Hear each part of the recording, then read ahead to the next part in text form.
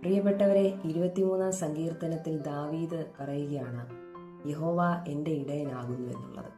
ദൈവം നമ്മുടെ ഇടയനാണെന്നുള്ള ഉറപ്പ് നമുക്കുണ്ടെങ്കിൽ നാം ഓരോരുത്തരും കർത്താവിൻ്റെ നല്ല ആടുകളായിരിക്കണം.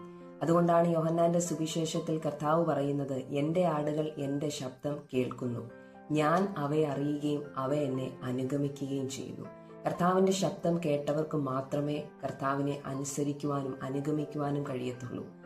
അങ്ങനെയുള്ളവരെയാണ് ദൈവം അറിയുന്നത്. ഈ ദിവസങ്ങളിൽ മാനുഷിക ശബ്ദങ്ങൾ കേട്ട് തളർന്നിരിക്കുന്നവരായിരിക്കാം നാം ഓരോരുത്തരും.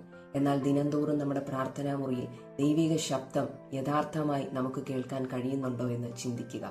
ദൈവിക ശബ്ദം നമ്മളെ യഥാർത്ഥ വിളിയിലേക്കും തിരഞ്ഞെടുപ്പിലേക്കും കൊണ്ടെത്തിക്കുമെന്നുള്ളതിന്റെ ഉത്തമ ഉദാഹരണമാണ് ശമൂവേൽ. ശമൂവേലിനെ ദാൻ മുതൽ ബേർഷേബ വരെ വിശ്വസ്ത പ്രവാചകനാക്കിയത് ദൈവത്തിന്റെ ശബ്ദമാണ്. ആകയാൽ ഈ ദിവസങ്ങളിൽ ദൈവത്തിന്റെ ശബ്ദം കേട്ട് ചുവടുവെക്കുന്നവരായി തീരാം. God bless you all.